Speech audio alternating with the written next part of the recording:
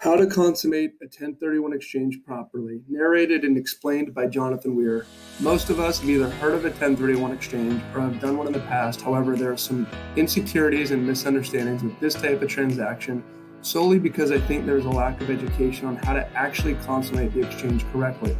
There's a ton of literature on how the IRS views the 1031, the rules and requirements from a timing standpoint, and the benefits, but rarely do you have someone qualified with hundreds of exchanges completed tell you how to get it done so all parties are protected.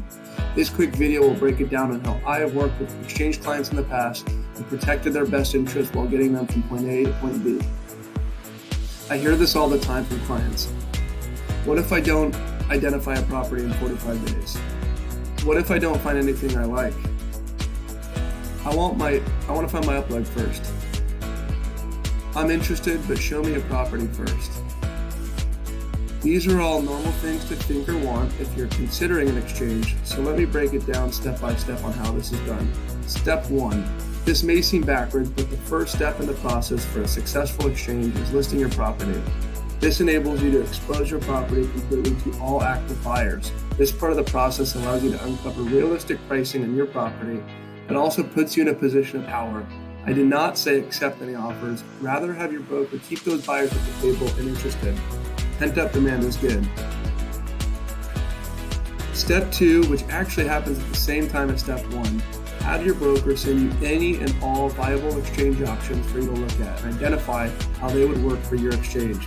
If there's a debt component to it, have them send you debt quotes to ensure you understand your net cash flow with these prospective properties.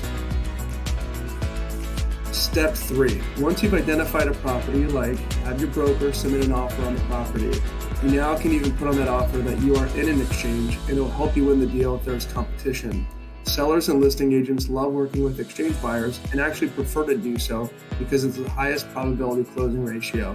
It's very important that you and your broker put ample due diligence periods in your contract on this exchange property so that you have time for your buyer on your property to remove all their contingencies before you do on your upleg. Step 4. Go under contract on your property and make sure that in your counteroffer to the prospective buyer, you ensure that their due diligence period ends 4 to 6 days before the due diligence timeline on your exchange property does. This way, if for some reason they back out of the deal, you still have time to back out of your exchange property without any repercussions whatsoever. Step 5. Assuming all goes as planned, you have the buyer on your property locked in with a non-refundable deposit, you have the exchange property you want, and you sold your property for the highest price because you exposed it to the marketplace. Now it's working through the escrow and getting both closed. Step 6. Getting them closed. As I mentioned before, timing is critical.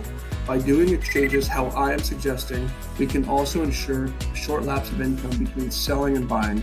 In other words, because these escrows are happening simultaneously, we usually close escrow on your upleg property shortly thereafter, which ensures you receive monthly cash flows within 30 days of closing on your downleg or sooner.